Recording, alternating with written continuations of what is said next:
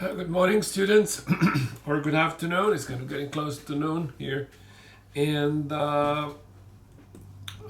we'll be continuing with the Civil War, uh, the end of our course. So there'll be another lecture on Monday, but that should do it for the course. So we successfully not only survived the virus, but survived American History 1. I'm looking at the PowerPoint that says Chapter 14, Civil War. And let's start working on it. Well, ever since the presidency of Thomas Jefferson, who you remember was elected in 1800, and then the elections were usually in November, and then the president would take office in March. So there is this gap of 4 months, right? December, 4 months, between president being elected and taking office. So therefore, elected in 1800, but takes office in 1801. Anyways, from Jefferson onwards, with the exception of several people, I'll name them now, but the political dominance was in the hands of the Democratic Party, of the first the Democratic Republicans of Jefferson, and then of the Jacksonian Democrats after Jackson. And the opposition were the Whigs, and the Whigs managed to elect several people. I'm looking at slide number 2 here. For example, William Henry Harrison was a Whig, but he died in office pretty soon. As he took office, he died, and was then succeeded by John Taylor, who was more of a Democrat than he was a Whig. Very often, as we do today, you balance the ticket. So if the head of the ticket, the candidate for president, was a Whig, then they would pick somebody as a vice president who would appeal to the Democrats. So, anyways, another Whig was Zachary Taylor, who also died in office, and was president very, very briefly. Apparently, he had stomach flu or something of that sort, cholera. Anyways, one of those germs that attacks the stomach.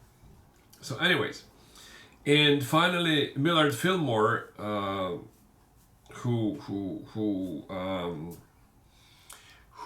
finished the term for Zachary Taylor, was also a Whig. And then we have the presidency of Franklin Pierce, the Democrat, and James Buchanan, the Democrat. It's probably going down in history, James Buchanan, as the worst president in history, but the contest is still open, so we have a chance to elect more presidents who did more damage than Buchanan. Although it will be hard work to overtake Buchanan. So, anyways, what I'm trying to say here is that this 60 years, from 1800 to 1860, was 6 years dominated by the Democratic Party, by its vision of America as an agrarian society, the society of agrarian gentlemen.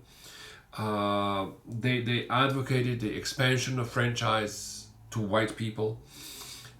So a little bit schizophrenic, right? A lot schizophrenic. So expanding the franchise for white people, but restricting the black people and preventing the black people from voting ever.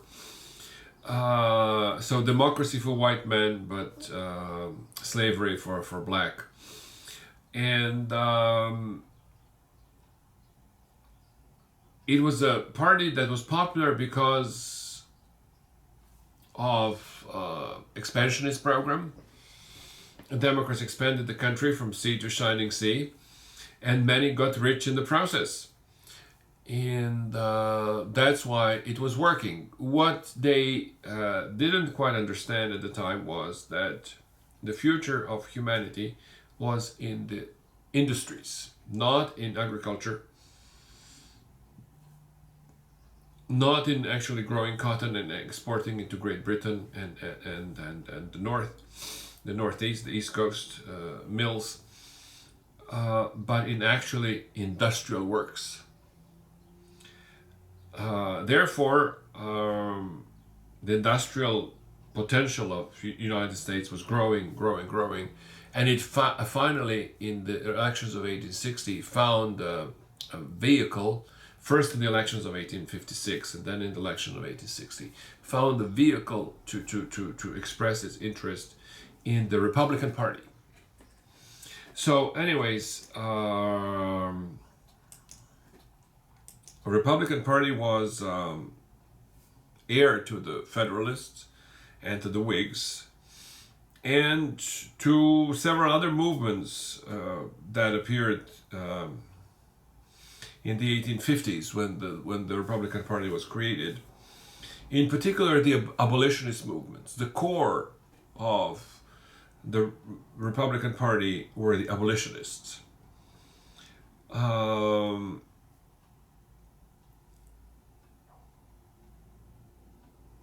What was the fuel that supplied the fire for the actually impressive growth of this political party in the 1850s was the fugitive slave law.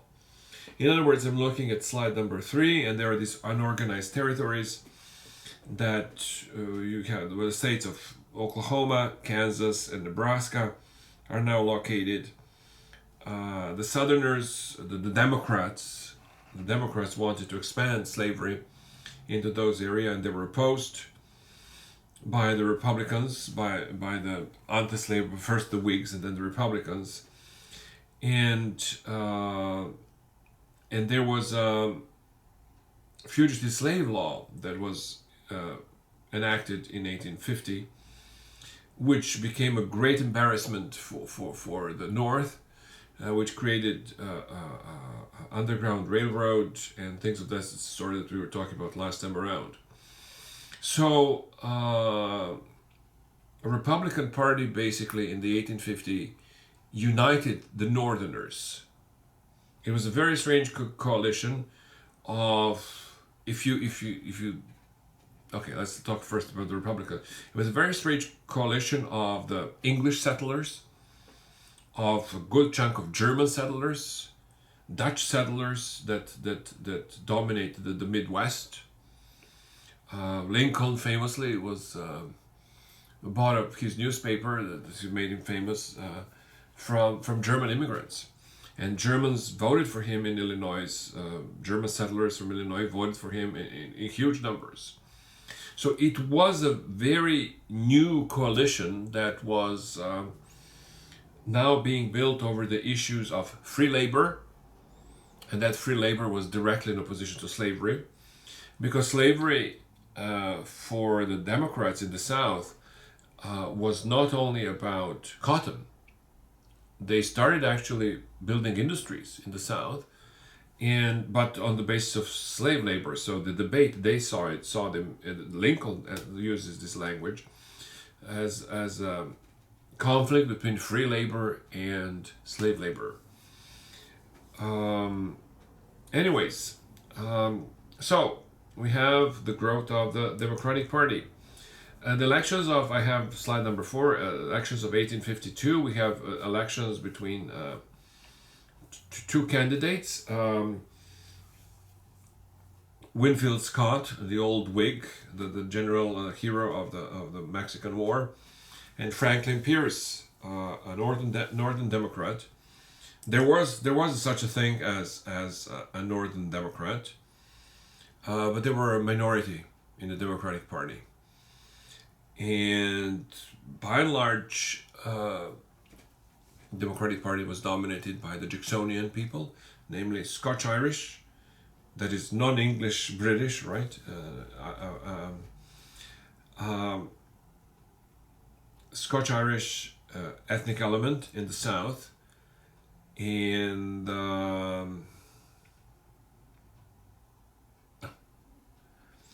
and their vision, economic vision that I described before, that included opposition to tariffs. Right? They wanted imported foreign goods, cheap imported foreign goods, to be allowed into the country. Anyways, kind of the things that we're doing today. We're importing cheap goods from China without regard for any protection of our own industry. And for the last 30, 40 years, we've been doing it, and destroyed our own manufacturing and industries that we had, in particular in the Midwest.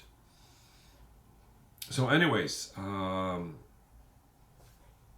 elections of 1852, Franklin Pierce, the Democrat, was elected president. As I said, he was a Northern Democrat, but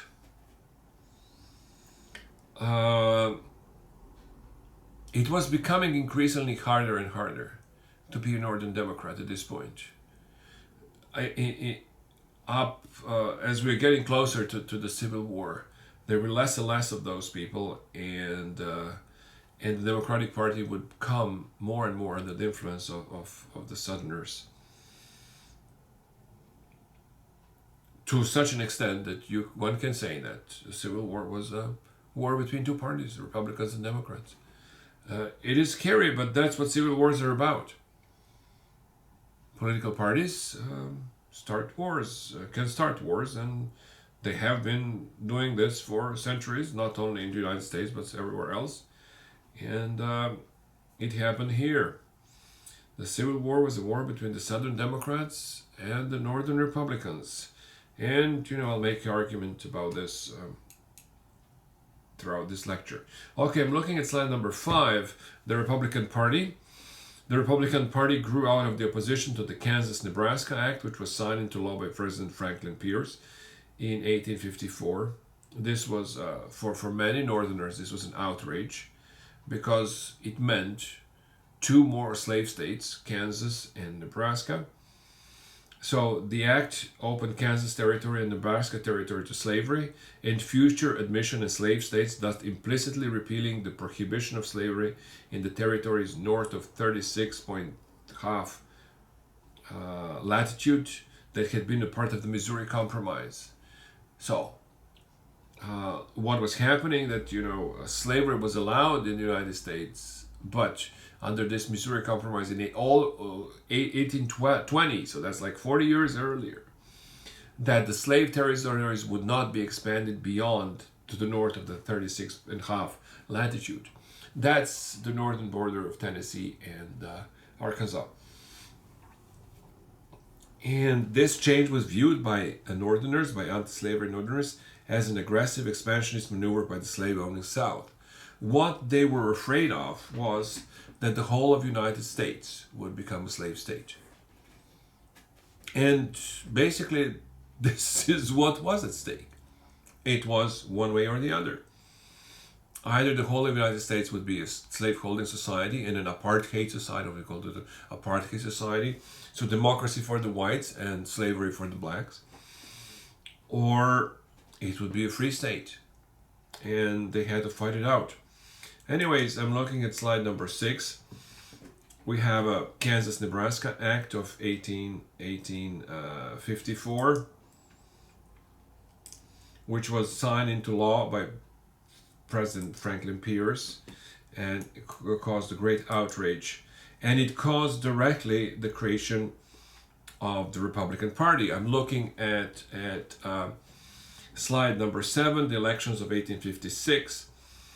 We have a Democrat candidate, James Buchanan, versus the first Republican to run for office, for presidency, that is, not for office in general, but presidency, John Fremont. He was a California senator, very interesting personality, a bit on the wild side. Let me read to you what I have here on slide number 8. Fremont was the first Republican to run for presidency. He became rich during the California gold rush and then became senator. He also served as the head of the Department of the West under Abe Lincoln. The Republican Party emerged in 1854 to combat the Kansas-Nebraska Act and the expansion of slavery in American territories. The early Republican Party consisted of African Americans, Northern abolitionists, industrialists, professionals, factory workers, and independent farmers. The GOP was a pro-industry, free labor, the gold standard, railroads, and tariffs. The party opposed the expansion of slavery. From its inception, the Republican Party had almost no presence in the southern United States, except for the blacks. Namely, the first congressmen, the first senators, the first the first black people who were elected to any office were the Republicans, and we'll follow this trajectory during the Civil War. So we're getting closer to the elections of 1860 that brought finally a second time a Republican. The Republican candidate for presidency in 1860 was Abraham Lincoln. And to the surprise of many, Abraham Lincoln won. Abraham Lincoln was born in, if you're looking for a poorer place in the United States, it's probably hard to find one, in rural Kentucky. And from there, he went to Illinois, that he kind of studied law on his own and became a prairie lawyer in southern Illinois, in Springfield. And his law practice was doing well. That's why he was called Honest Abe. That's his nickname, Honest Abe, came from that time period in his life when he was a lawyer in Illinois. And he wanted to run for the Senate in Illinois. And that time it was the state legislature that appointed senators. Senators were not elected directly. That only happened in 1910. Started in 1910 with a appropriate amendment to the Constitution. Anyways, so there were these debates for in the run for Senate between Lincoln, a Republican, and Stephen Douglas, a Democrat, in 1858. Series of 7 debates between Abraham Lincoln, the Republican Party candidate for the United States Senate from Illinois, and incumbent Senator Stephen Douglas, the Democratic Party candidate. And these are very interesting debates. It was a best show in town in Illinois that year in many cities. So they had 7 debates in various counties of Illinois, all over, from south to north of Illinois. Is a huge state. Stretches kind of south to north from Chicago all the way down practically to Memphis. So there is a bit of a cultural difference there, the north being industrial and the south being very agrarian.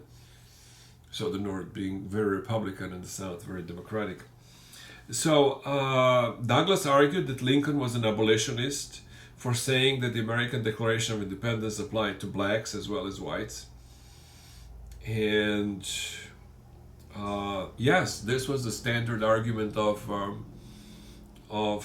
Democrats at the time, that Lincoln was actually black, and they used a little bit more inappropriate epithets, adjectives to characterize Lincoln. But there was a common belief that Lincoln was actually black. It was a common criticism of Lincoln at the time by the Democrats.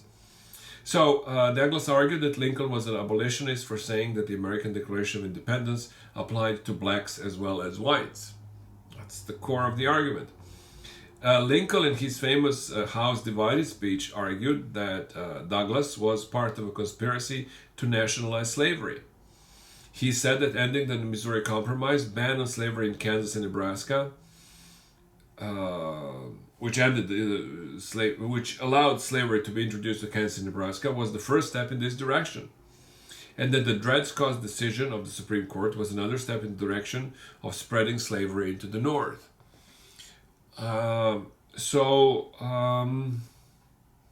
This is what was at stake. It was clearly presented to the American public in these debates. And then when Lincoln ran for president,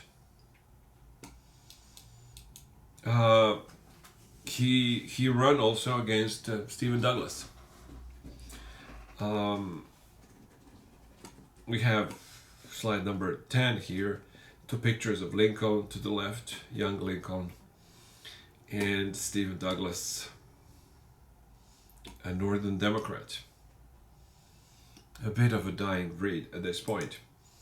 So anyways, we have slide number 11, elections of 1860, which represented the end of the Jacksonian Jeffersonian democracy, the 60 years of the dominance of the Democratic Party, Southern Democratic Party in particular, in American politics. Just a reminder that Jacksonian democracy was a 19th century political philosophy in the United States that expanded suffrage, voting rights, to most white men over the age of 21, but excluded the blacks for participation. The ideology rested on the idea of a prosperous Gentile farmer who was prosperous because of the slaves who worked for him. So, for the supporters of the Jacksonian democracy, the election of Abraham Lincoln meant war. And that's what happened. So we have elections of 1860, when the Democratic Party actually put two candidates. One was John C. Breckinridge, and he was a candidate of the Southern Democrats, and he got most votes and electoral votes, and he was the Democratic opponent of Abraham Lincoln, of the Republicans. But there was also a third candidate, Stephen Douglas, who ran as a Northern Democrat, sort of a moderate Democrat, who, this is a bit of a misleading term, moderate Democrats, because for moderate Democrats like Stephen Douglas, meant that he was not really willing to expand slavery into the North, as it was planned by other Southern Democrats. So anyways, it was a three-way race. There was actually a four-way race. There was another guy, a smaller party, who got very relatively little votes. So we'll kind of put him on the back burner. So I'm looking at the electoral map, slide 13, and a very important map. So I'd like you to meditate on it for a couple of reasons. Lincoln, the Republican, won 180 electoral votes. Breckinridge won 72 electoral votes, and Douglas won 12 electoral votes. But it doesn't really translate exactly into the popular votes, because Douglas got more votes than Breckinridge, but he got way less electoral votes. So let me try to explain. That's why I said focus on these numbers. And there is the fourth candidate, Mr. Bell, the Constitutional Union Party, which got about 30 something. It's kind of too slow for me to see. 39 electoral votes, quite a lot actually, because his support was concentrated in Virginia, Kentucky, and Tennessee. So anyways, look at the size of various states. How many electoral votes did they have? New York, 36, Pennsylvania 27, Ohio, 23. Those were big northern states. Massachusetts, 13. Those are big northern states where now the majority of the population lived, which started to develop industries, centers of industries in Pittsburgh, in Youngstown, Ohio, in Cleveland, in Columbus, Ohio, in Detroit, in Indiana, in Chicago, Indiana had 13 electoral votes, Illinois 11. So that's where the majority of the population were living. But this was a relatively small territory. That was a disadvantage of the North. South was huge, and I don't know. A lot of us Northerners, when we go down to Florida to vacation, we kind of became painfully aware how huge the South is. That is, the border of the South is the Ohio River and the Mason-Dixon line in Pennsylvania. So the moment you cross from Pennsylvania into Maryland, you're in the South.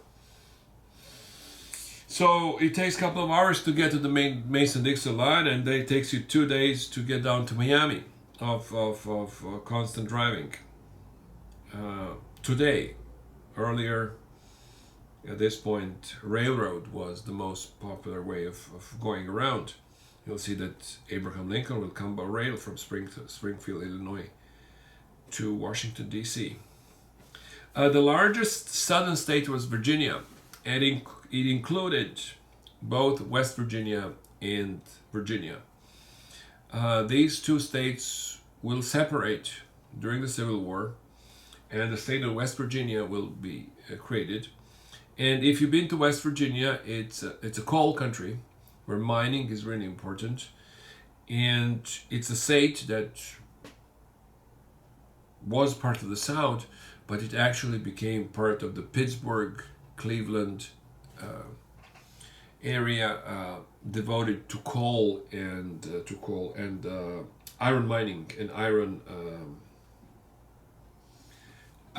where the iron mills were built, the largest iron mills in the country. So West Virginia was, because of its devotion to industry and coal mining in particular, was in fact a northern state.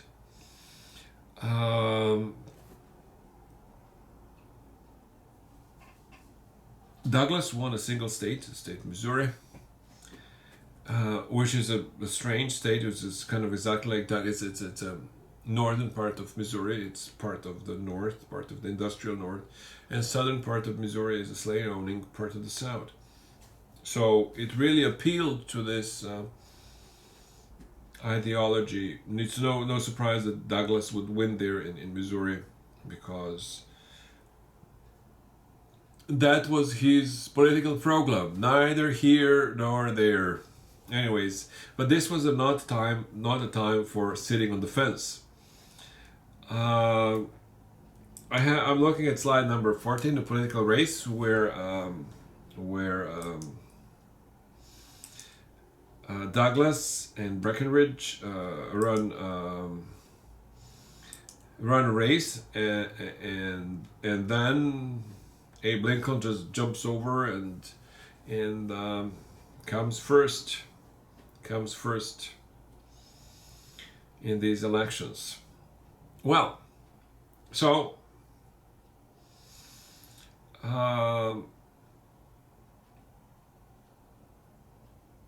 Abe Lincoln won about 40% of the votes in terms of popular votes. He won enough electoral votes to be elected immediately without any further complications. But his distribution of these electoral votes was very troubling. That is, he won practically 80% of the votes in the North, and no votes in the South. In several of the southern states, he was not even on the ballot. So this was a recipe for war. Lincoln then put his possessions on the train, boarded the train in Springfield, Illinois, and then started moving to Indiana, Ohio, and from Ohio, Baltimore, Ohio Railroad, and there were a couple of other railroads available there. On the way to Baltimore, and from Baltimore to Washington, D.C. Baltimore was in Maryland, which was a slave state. So the capital of United States was actually in the slave in the slave state area, and Lincoln had to get there, and they were waiting for him. There was an assassination, a very famous. People thought that it was a hoax, that Lincoln was making it up.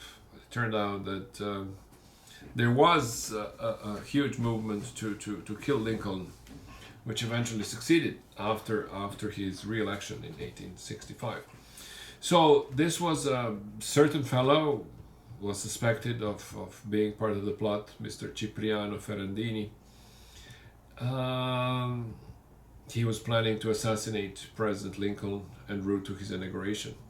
He was a hairdresser from Corsica, an immigrant who emigrated to the United States and established himself as a longtime barber and hairdresser in the basements of the Barnum's Hotel in Baltimore. It seems that Mr. Ferrandini was working for somebody. Somebody was paying him to do this. Lincoln was warned that they're waiting to kill him. He had to change stations. From one station in Baltimore, he had to take a coach and switch to another station to go to Washington from Baltimore. And they advised him so he pulled a little trick. He said it was coming, and then when people showed up to welcome the president-elect, it turned out that he already passed, and kind of to a great disappointment of the conspirators. This conspiracy was never persecuted, and it made Pinkerton Service, which provided security for. It was a company that ran security on trains, and made Pinkerton Service very, very famous. You'll hear about Pinkertons later on in U.S. History 2 course, but this is the Pinkerton, the founder of the service, who basically saved Abe Lincoln's life in Baltimore. So he came to Washington, and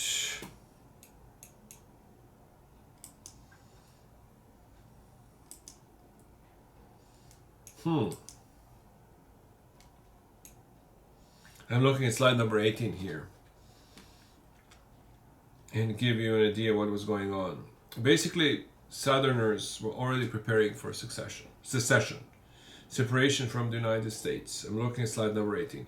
Following the declaration of secession by South Carolina on December 20th, 1860, its authorities demanded that the U.S. Army abandon its facilities in Charleston Harbor.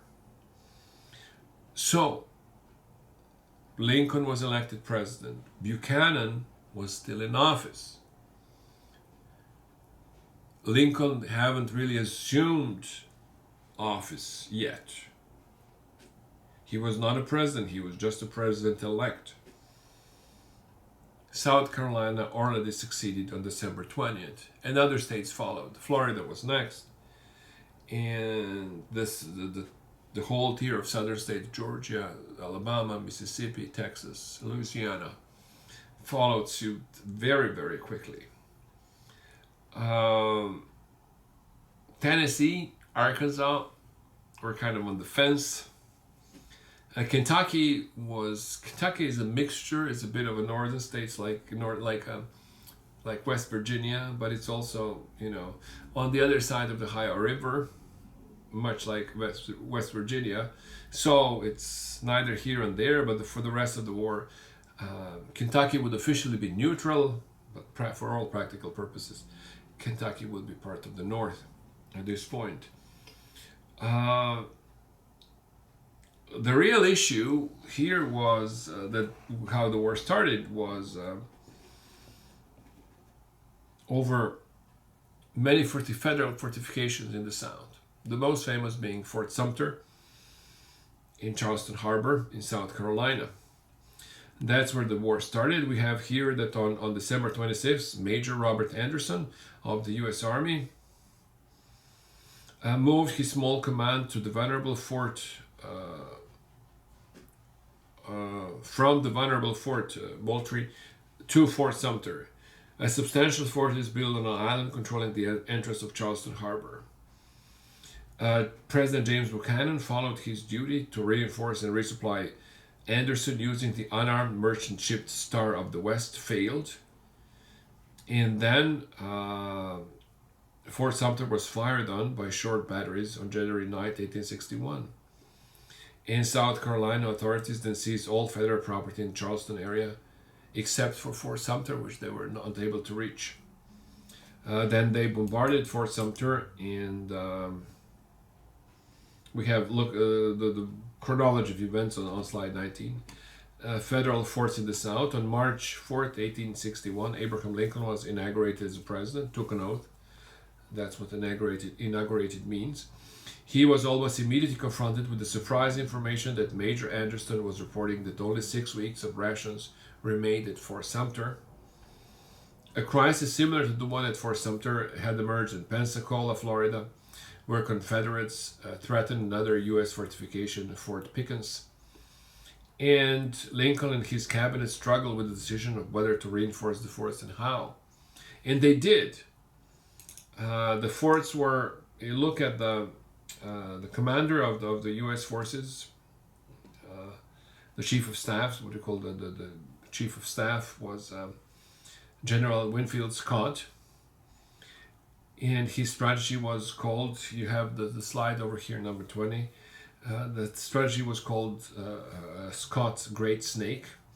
Basically, the southern ports will be blocked, preventing the cotton from coming out of the South and preventing the money from coming in. And these forts then became an obvious. There are many of them all throughout the huge southern coast. In particular, there are beautiful ports down in the Keys, in the Florida Keys. Anyways, those forts were meant to defend the United States from the Europeans in particular. And the strategy was had one very vulnerable point, and that is that it tempted European powers, in particular Great Britain, to interfere in the war. And that was one of the Lincoln's biggest problem, and he managed to work that problem really well. The British had sympathies for the South. They were willing to send them help and ammunition, but they refrained from doing so on a large scale because of diplomatic efforts by Lincoln. So you have on slide number 17 a picture of Fort Sumter, what it looks like today. Controls the entrance to the Charleston Harbor, so that nothing can come in or out. And on slide number 16, you have the surrender of Fort Sumter with the Confederate flag. And it's not yet the Confederate flag that we know now with the cross. It's basically a variation of the Scottish flag. Scottish flag, this cross of St. Andrews, diagonal, cross of St. Andrews. That supposedly reflects the Scotch-Irish origin of the great majority of Southerners. So this was the first crisis that Lincoln faced even before he became president. Fort Sumter surrendered, and Lincoln then called for troops to be mobilized.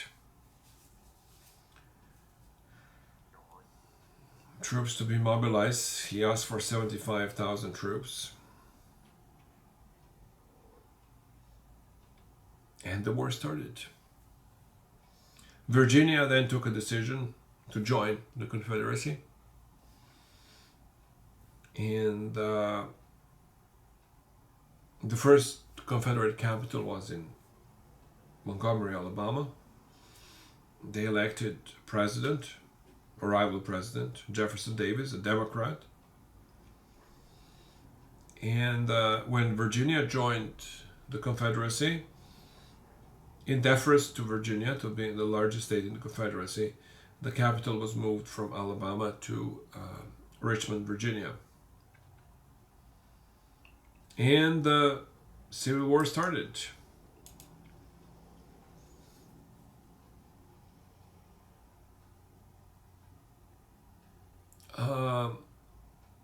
Lincoln thought that the war is going to be short. At first, he asked for 75,000 troops. It wasn't short.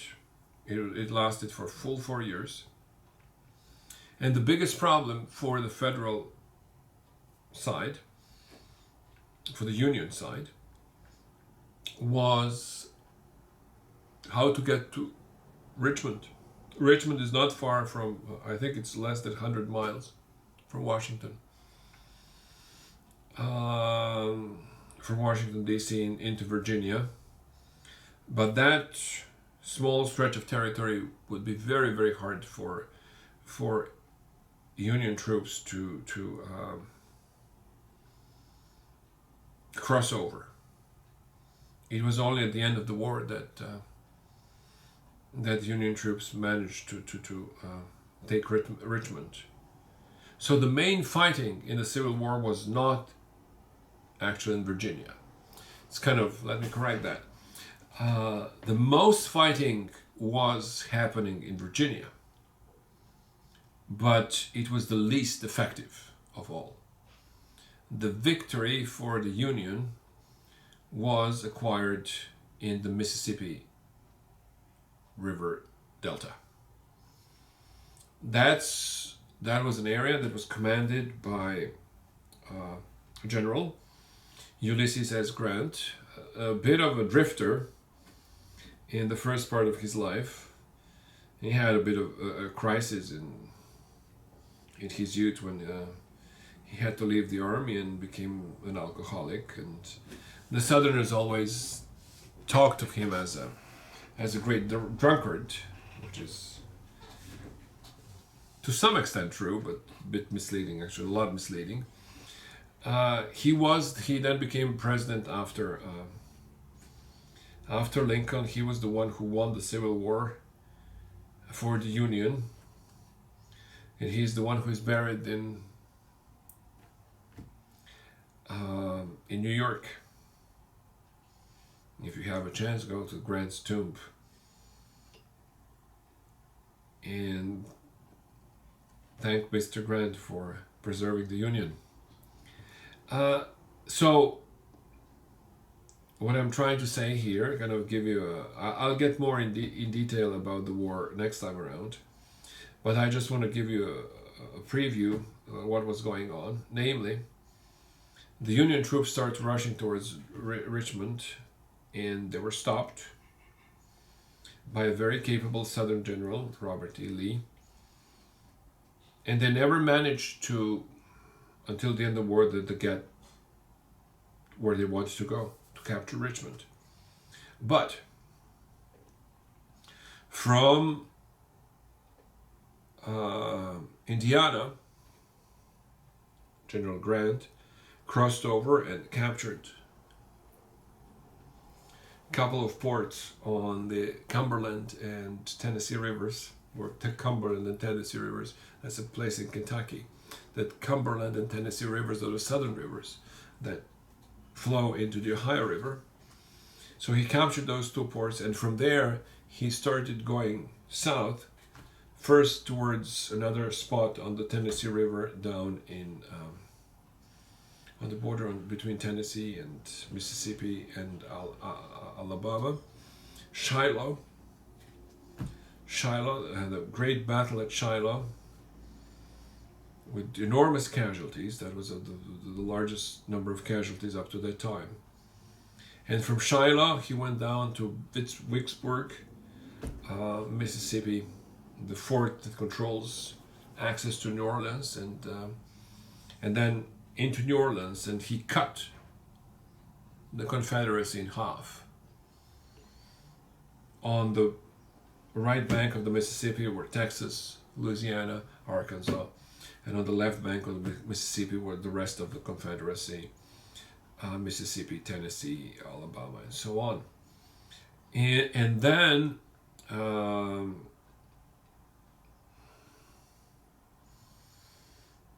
his determination and his skills, military skills, were noticed by Abraham Lincoln, and then he was appointed the commander-in-chief of the U.S. Army and in charge of the Army of the Potomac. That army, the majority of the Union Army that was going towards Richmond and didn't get very far. And finally, Ulysses Grant managed to do it at the cost of 750,000 dead in 4 years of war. So it wasn't really a walk in the park, and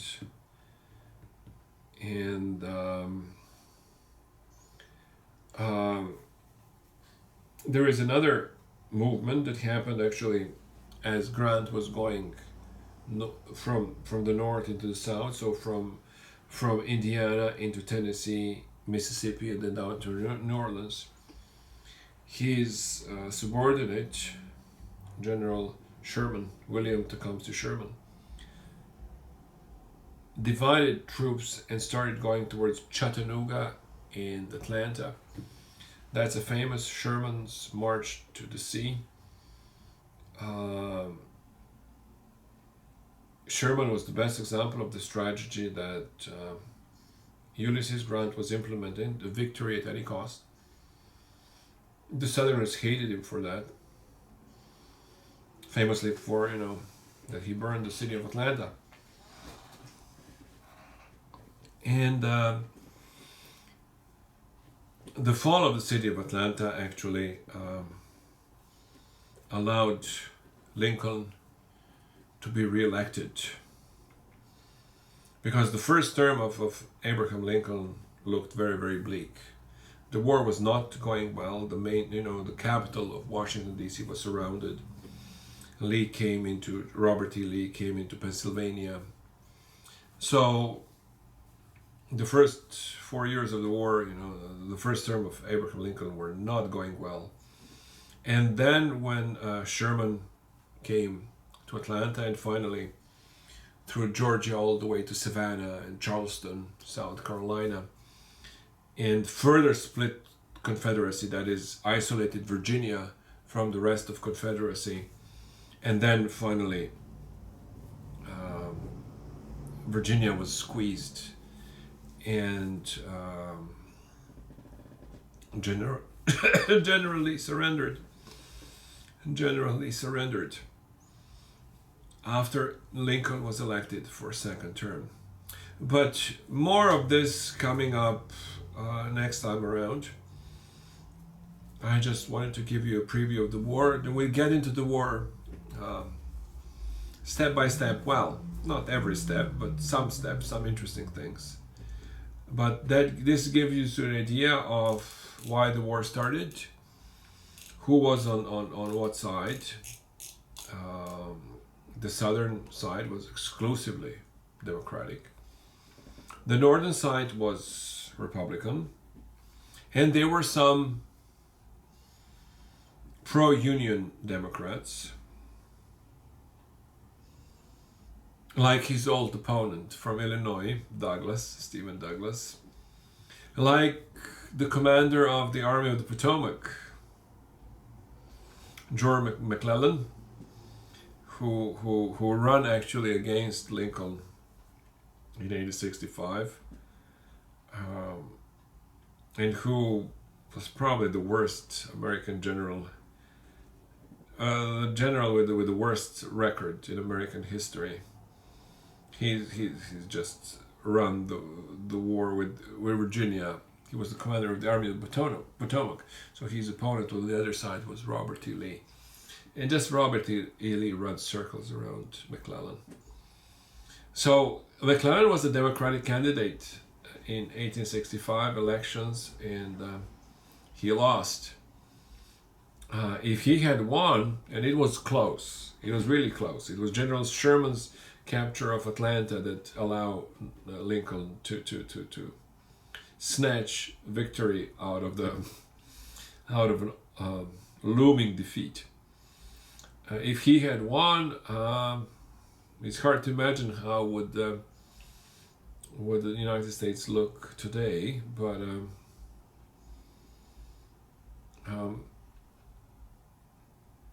it was a huge sacrifice. The amount of the casualties, 750,000 in the 4 years of war, is it was unimaginable. That's why you see so many monuments, beginning with the Grant's tomb there at Morningside Heights on the Hudson River. Then several other, Union Square in New York, and then Grand Army Plaza in Brooklyn. These are three great monuments only in New York City here that you have dedicated to the 750,000 dead in the war. New York was not entirely Republican. New York had a strong Democratic Party, and we talked about it before, Tammany Hall, and a lot of Irish immigrants in particular were sympathetic to the Confederacy, and New York, being tied to the textile industry, to cotton, was economically linked to the South, so there were riots against the draft in New York. But that's about it, what I have for you guys now.